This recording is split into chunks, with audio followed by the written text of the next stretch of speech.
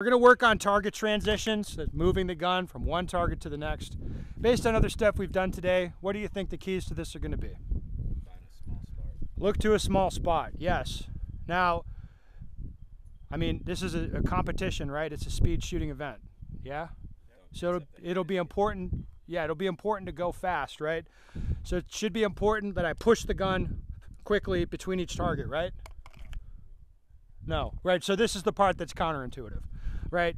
You're thinking like, this is a timed event, I gotta go fast. Trying hard is gonna be the thing, that's really important. Yeah, as we've been seeing today, that's not gonna be the move. What we want here is like repeatability and precision, and you're gonna get that from looking to a small spot. In a sense, you allow the gun to come to you. If you start focusing on the mechanical speed or the pushing of the gun, it gives you the opposite of that. It gives you the opposite of what you want. A good example, a good test of this, I could tense up my arm here and then really quickly touch my nose. See, there's not a lot of precision there. Now if I relax, just touch my nose. Okay, what was the problem with the second time I did it? Okay, well there was a problem though. There was a problem in my head. I didn't feel fast. And that really, a cycle like that is the problem. If you're doing it right, you just look, let the gun come to you. That's easy to say, but when somebody's clacking a timer off in your ear and it's a timed event and stuff, that is very difficult to do. And the fact is, feeling slow is like, that is a problem for people. Because in a sense, people are more interested in feeling fast than they are in being fast. That makes sense? So we're trying to fight that tendency. All right, so this exercise I think is one of the best to ingrain this concept, to learn target transitions. We've got 4 paper targets and a piece of steel set out here. What we're gonna do is go steel, paper, steel, paper, steel, paper, steel, paper, steel. Okay, so a lot of the swinging back and forth with the gun, a lot of engagements on these targets. The targets are intentionally set at different distances and different configurations. Like we have this, the partial configuration, like the 69 configuration there, where it's like reduces the A zone, so I have to look up a little higher in the A zone. One other change I'll make on that target, instead of shooting predictively, so it's like red smash, is normally out to like at least 10 yards with these pistols. I'm gonna like red smash and shoot 2. But on that target, how am I gonna do it? Control pair. React. You're gonna let it settle more. I would say reactive. Now, controlled pair, yeah, I mean, you could articulate it that way, but what instead of like controlled pair, I think what people say a lot of times, you mean like, I'm gonna shoot a pair of shots, but do it slower, right? I'm thinking more what you're saying, where I want that not to come back to where I'm. All right, I'm glad you were thinking that, but a lot of people, what they think of is pace, not process. So, like, yeah, the process is look at a small spot, I'll look high up on the A zone, up at the perf line, dot press, dot returns right to where I'm looking, press again. Instead of red smash 2, right? And it'll be slightly slower, but the point is higher degree of accountability and control. All right, the way this will work this, I want you to go through it dry. Look. No, I'm not pulling the trigger. I'm not simulating the shooting. I'm just looking to a spot I want the gun to go to. The gun goes right to where I'm looking. Now, the gun doesn't look very fast as I go through this, does it? No.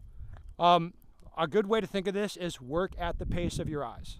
Like, that'll sound slow, but that sounds like a slow thing, but it ended up being very fast. If I react immediately to what I want to see on the target, and then immediately disregard the target that I've just shot and look to the next target, it'll end up being pretty fast.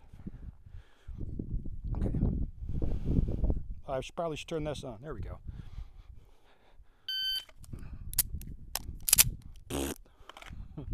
Dead man's gun.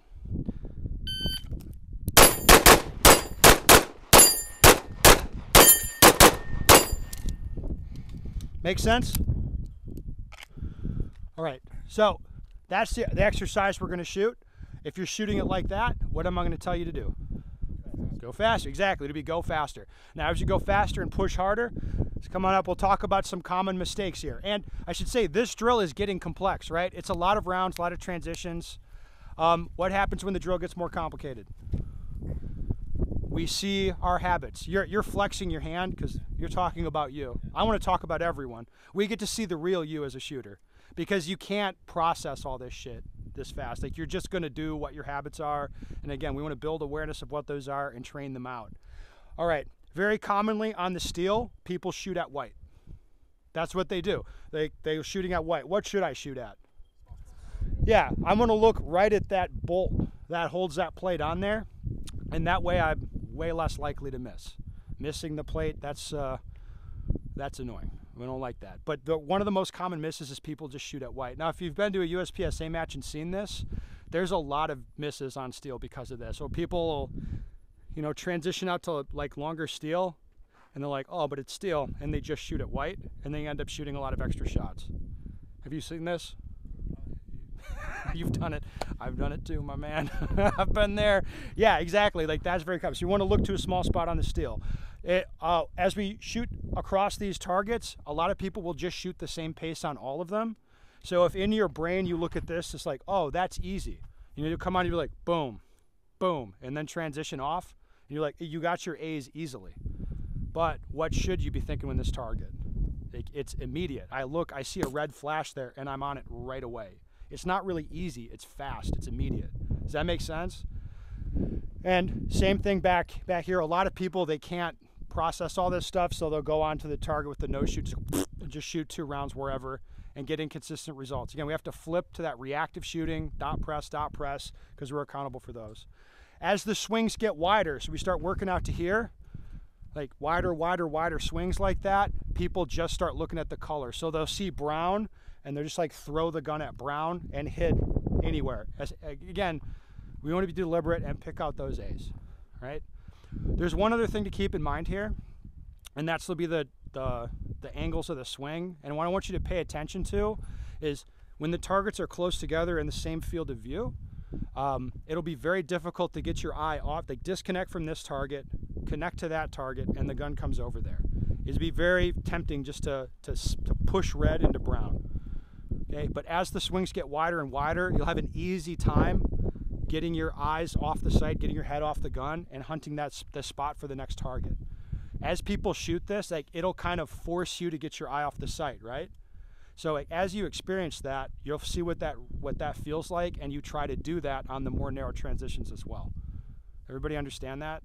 So it's like be aware of what your eyes are doing, because it's going to tell you a lot. Any questions about this drill?